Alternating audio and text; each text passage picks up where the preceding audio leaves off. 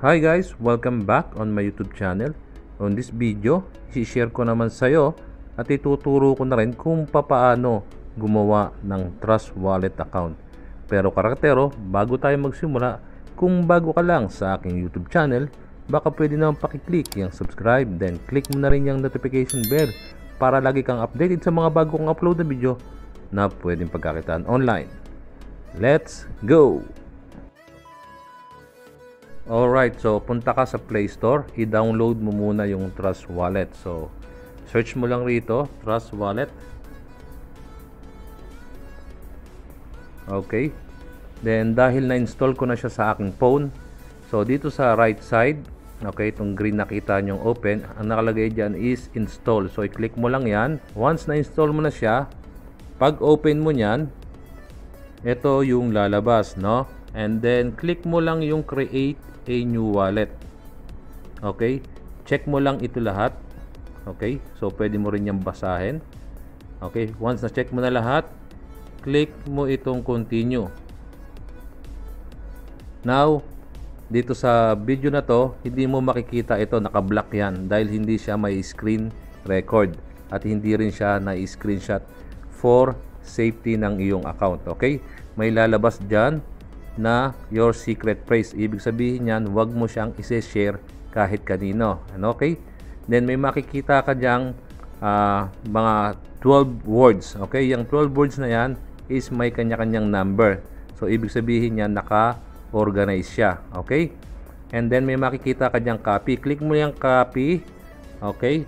And then ang gawin mo dyan, i-save mo ngayon siya. So it's up to you kung saan mo siya gustong i-save. So sa akin, isinesave ko yung mga ganito is sa keep note. Okay? So, meron akong keep note. Kagaya nito. Okay? So, this is for demo lang. So, ito yung mga 12 secret words na lumabas doon. Okay? So, ngayon, kailangan mo siyang input ulit. Okay?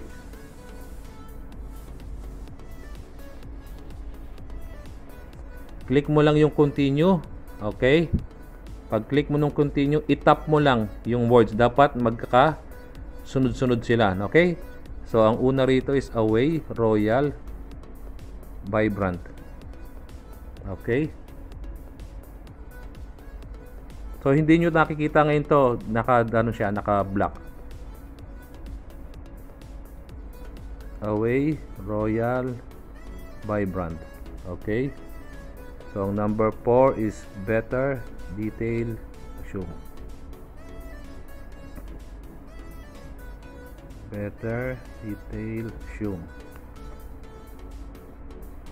And don't worry kung magkamali ka naman, pwede mo naman ulit-ulitin yan. Pero dapat i-save mo muna yung itong mga secret phrases na to. So, tuple, unusual, give. Tuple, unusual, give. Okay? So guys, hindi nyo nakikita yung pag bumabalik ako sa Trust Wallet kasi naka siya, black. Plate battle.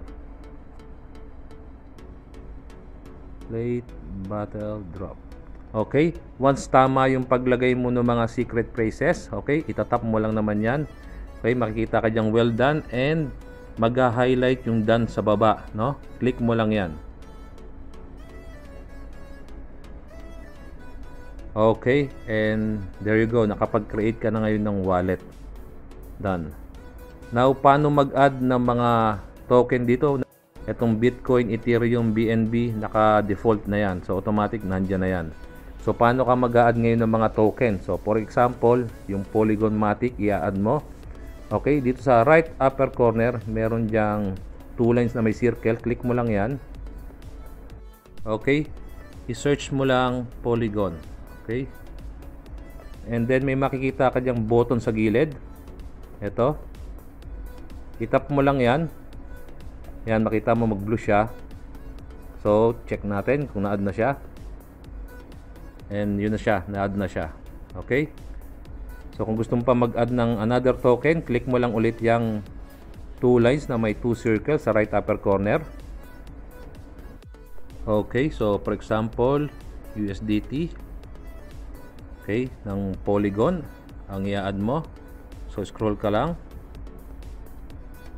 Okay, ito yung USDT ng Polygon. Okay, POS, Tether, USDT. May makikita ka naman ng network dyan, Polygon. Okay, yan yung kanyang USDT. Ganun ulit, i-click mo lang ito.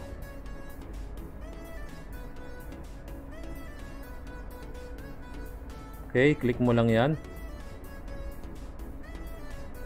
Mapunta siya sa taas. Okay, so yan. Check natin kung na-add. Yan na siya. Okay, added na siya. Okay, yan na siya.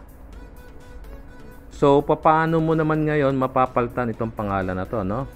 So, pwede mo yung customize. Pwede mong lagay yung pangalan mo dyan. It's up to you. So, i-click mo lang siya. Okay.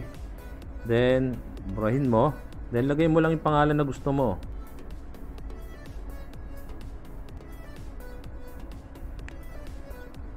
Okay, then back ka lang. Pag okay na. So, refresh mo lang. Drag mo lang para ma-refresh. So, ayun, napalitan na siya, no? And then, pwede mo palitan yung currency niya, no?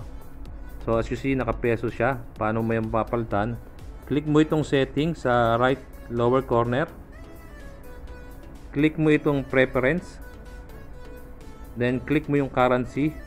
Okay, dyan mo hanapin yung peso. Okay, kung gusto mo siyang naka-peso.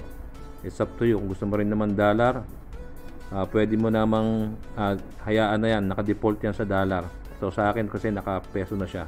So yan yung Philippine peso. Click mo lang yan. Okay, mapapalitan na yung kanyang currency. So yon guys, ganun lang kadali ang mag-create ng Trust Wallet account. Napakasimple, napakabilis at napakadali. And doon nga pala sa ating mga new subscriber, maraming salamat po, at sa ating mga solid karatera dyan na walang sawang tumatambay sa ating munting YouTube channel. Maraming salamat po. Thank you so much guys for watching. God bless sa ating lahat. See you on my next video. Goodbye.